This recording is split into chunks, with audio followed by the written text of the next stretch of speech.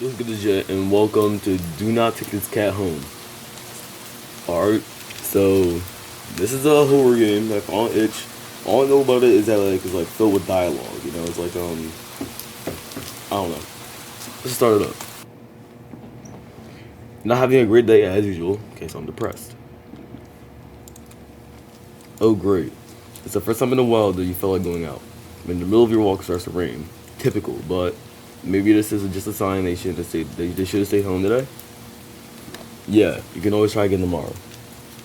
Right? You turn to head home when. So this is what we're doing, okay. Huh? What was that? There are only a few people around on the street. Makes sense due to the increase of missing people around the area recently. Well, that and the weather. But none of them react to the sound at all. Curiosity guiding your steps, you follow the sound to the entrance of a dark, dingy alleyway. You timidly enter the alley and walk forward. The ground dampened by the rain makes your steps sound louder and more confident than they actually feel. Finally, the sound source comes into view in the cool, dim light of the alley. At the end of the alley, in a big cardboard box. Oh, he's cute. Is a cat. Huh, guess it should have been obvious. It's an interesting looking cat. Its pretty yellow eyes shine like gold among the dark sea of its black fur. I read like a robot. I'm just now noticing that. It puts its paws up on the edge of the box and looks up at you. Alright, stop. So cute. And it definitely knows it. You've never had much of an opinion one way or another about cats before. But if they're all like this one, it is shocked that they haven't already found their way to rule the world. You don't think you mind bowing down to a feline overlord. You look around the alley with a small frown. Who leaves cats in the cardboard boxes these days anyway? Wouldn't they just jump out and leave the box eventually? The cat doesn't answer you, obviously. It also doesn't do as you suggest and leave the box. It's just looking at you, as if waiting for you to make the next move. Take him home. You know the game told me not to, but I don't listen. You know what? You reach into the box and pick the cat up, holding it out in front of you. Why not? Stop.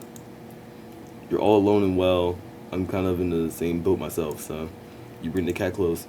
You didn't realize it was shivering until just then, but it slowly breathes easier as it presses into your chest. Why not sit together, right? At least for a little while. You think a little while will probably be more like a day. You'll be responsible and take it to a shelter tomorrow. But for now, let's get you out of the rain, okay? Stop. You stop by a small local pet store for some cat food, then head back home. You live in a modest apartment. 1 bedroom, 1 bathroom. One you living alone in it. So it feels weird having another living being inside it after so long, even if it is just a cat.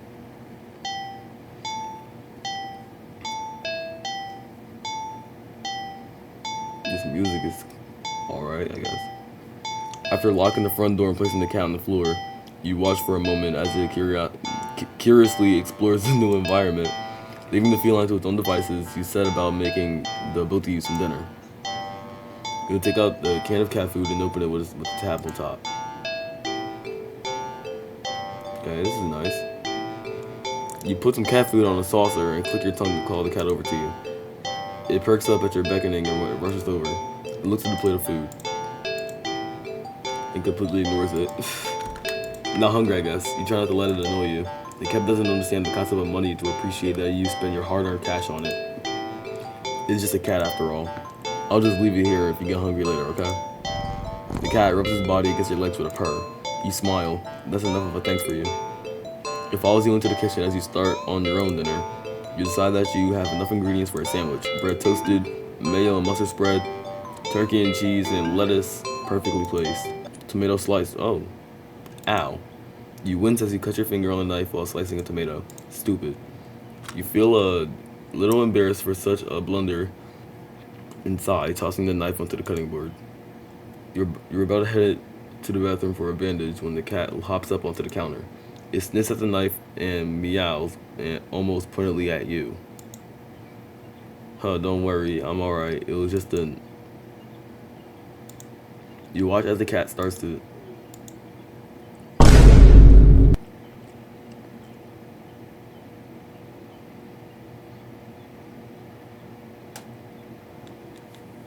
What the f?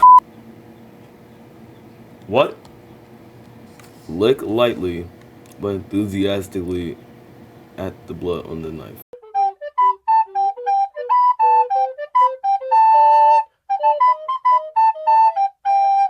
Bye. At your blood. You're so shocked that by the time you come to your senses, the knife has been completely licked clean. Okay, so this is what we're doing. So it's like that. The cat sits back staring at you. You feel a little uneasy. Sure, cats are meat-eating predators, but that was a little weird, right?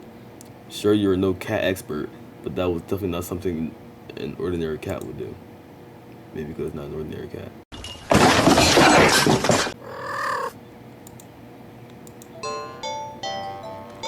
Well, regardless, you're not about to abandon a cat in need while it's still raining outside, and after all your efforts. You were going to take it to the shelter tomorrow anyway. What's one night of awkwardness? Weird or not, it's just a cat. Just a cat. The rest of the evening, unfortunately, goes downhill from there. Even after covering up your fingers cut with a bandage, the cat keeps trying to lick at the wound. Stop! While you're eating your sandwich, while you clean up the kitchen, while trying to watch TV, you gently push it away every time, but you're starting to get worried at the strange behavior. What if it's got a taste for blood and thinks you're food now?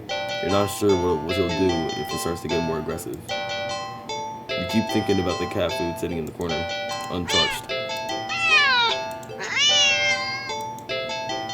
Oh, come on, enough already.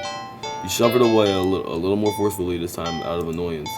You feel bad immediately, but before you can do anything, the cat meows sharply at you and dashes off around the corner and into the hall. You sigh deeply. At this point, you're just worried that it's gonna take a bite out of you in your sleep. Maybe a vet will have an idea on how to calm it down. Is this foreshadowing? I'm scared. You can only hope. You don't have many other options left other than tossing the cat out in the rain. As if finding the number of a local vet, you pick up your landline and what the freak? The lights just went out? Great, just great. Rain must have knocked out the power. You check your cell phone only to find that it's out of batteries. You must have forgotten to charge it after leaving out earlier. Bruh. The outing had been so spur of the moment that it had no doubt messed with your usual routine. You grab a flashlight and turn it on. It's quiet. It's too quiet. Did the rain stop? But then why did the power go out? Look outside. The sky is pitch black. What time is it? You turn to check the clock.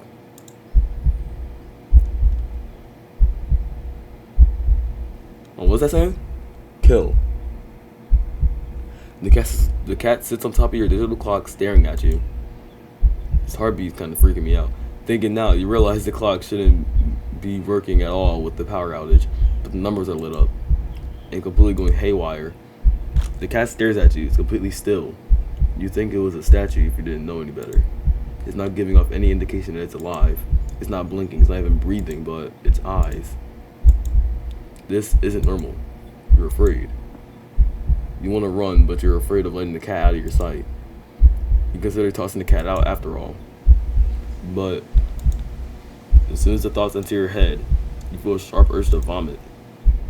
Its eyes hold you still. Even with your flashlight trained on it.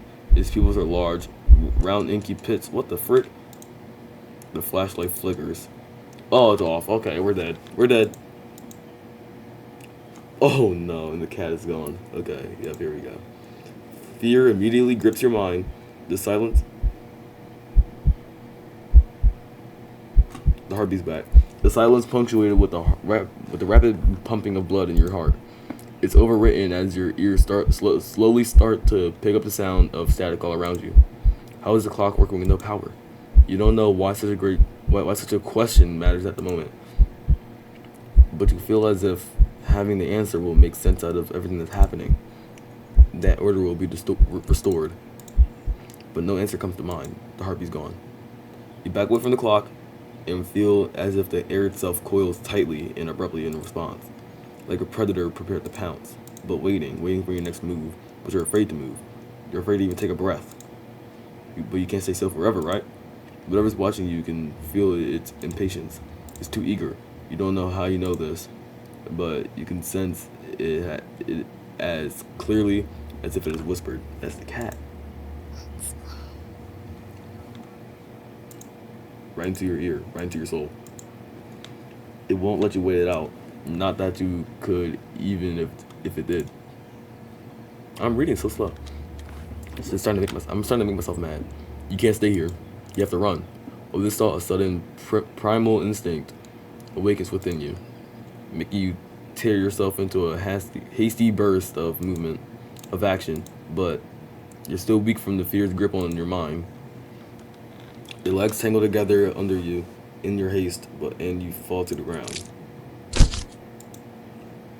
A sharp pain explodes in the center of your foot. At first, you think you've broken your ankle, but something warm and wet trickles down the length of your foot, pulling underneath it.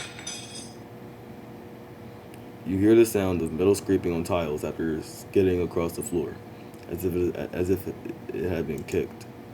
Pause! What is that?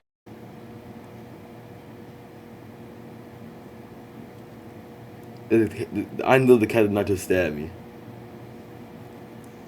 Winded from your fall, you look up in a daze and see the object glinting in a strange light coming in from outside.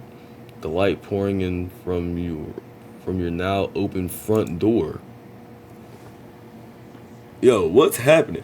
Thoughts of how, when, who, what in regards to your explicitly open door is screeched to a halt.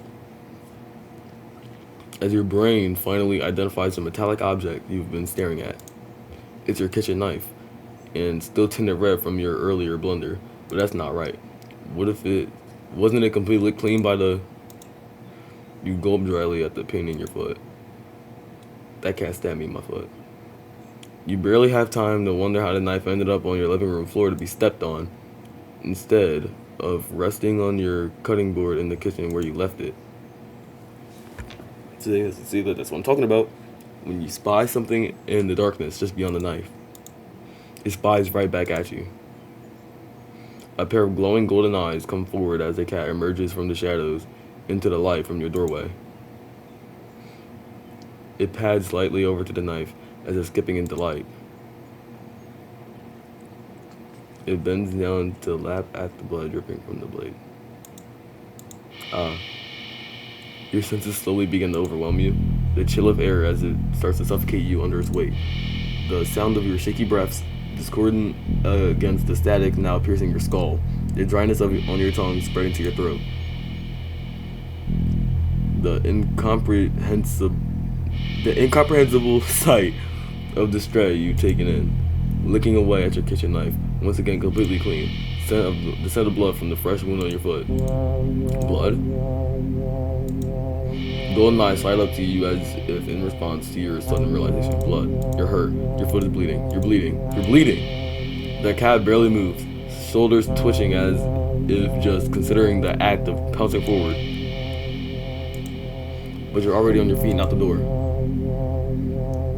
You run, or rather limp, down into the empty street. The sky is black and bleeding red. But it is. But there's a strange light emitting from nowhere that casts everything else in white.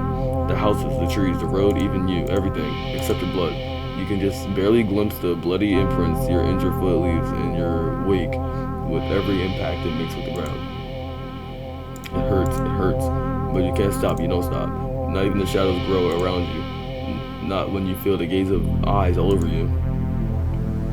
Not when the road ahead of you is darkened by a long shadow of something behind you. Even then, you don't stop running, because if that's the cat right there ahead of you, then when the road is behind you, what's behind me? Huh? Interesting. How very, very interesting. Ending 0, it begins. There's a continue button.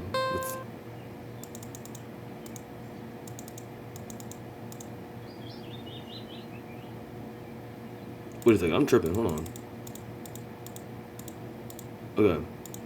You're walking. Right, of course. It's the first time in a while that you felt like going out. And you're actually glad you did. The weather is absolutely perfect today. That's a good sign, right? Maybe your luck is finally starting to turn around. You tentatively allow yourself to feel excited for the possibilities of where you could go or what you could do. Maybe even who you could meet. You're so deep in thought that you almost miss it. Oh no. Not again. What was that? Curiosity guiding your steps, you follow the sound to the entrance of a lonely alleyway. The sunlight only just manages to reach down in between the tall buildings on either side. You timidly enter the alley and walk forward, the loose gravel and scattered debris on the ground softening your steps. Finally, the sound source comes into view in the warm, almost ethereal light of the alley. At the end of the alley, in a big cardboard box, is a cat. I guess that should have been obvious. It's an interesting looking cat. Its pretty yellow eyes shine like gold among the dark sea of his black fur. It puts its paws up on the edge of the box and looks up at you. So, you look so familiar, right? Then again, wait. Then again, it is a cat. Not many different ways for a standard black cat to look after all. This one sure is a cutie though. Just look. It's not glaring at you or hissing at you for getting this close like other stray cats have in the past. It's just sitting there patiently, waiting for you to do something.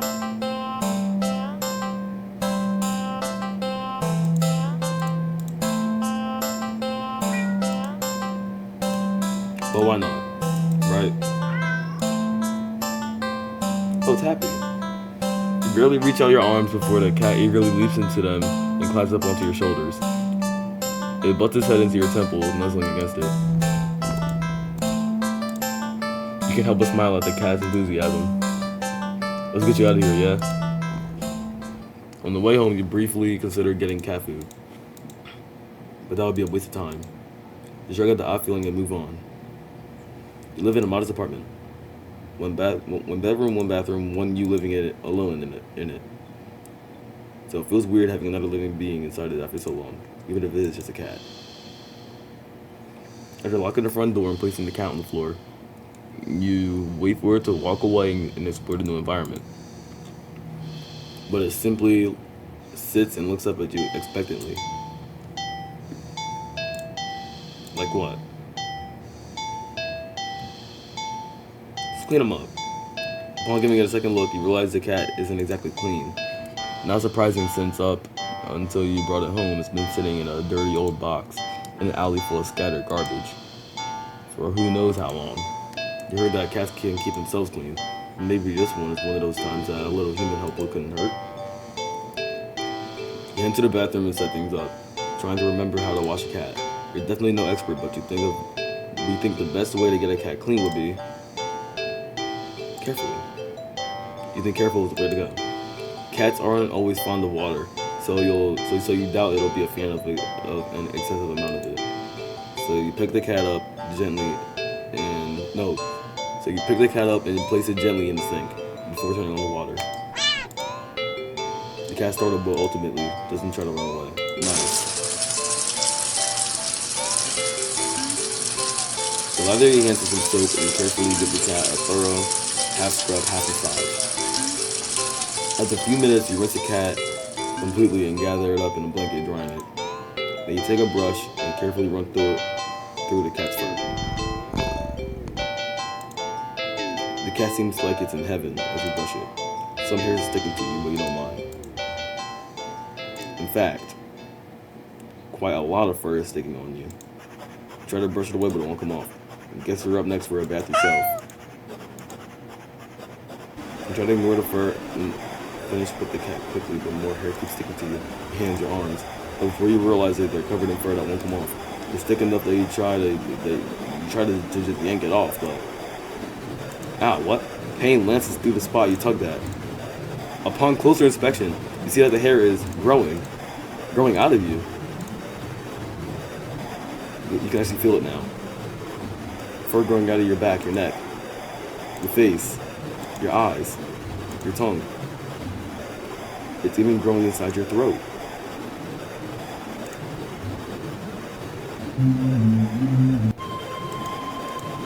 As it collapses and starts to choke on the thickening fur in your esophagus, the cat leans up to lap at the fur growing on your forehead, grooming your hair as thoroughly as you did for it earlier. You think it'd be sweet if you weren't currently losing air. Still, feels nice at least to be looked after and cared for in some way, even if it's just for a little while longer. The cat's careful grooming is the last thing you'll feel before you're no longer able to breathe. Ending 15, self-care buddies. What?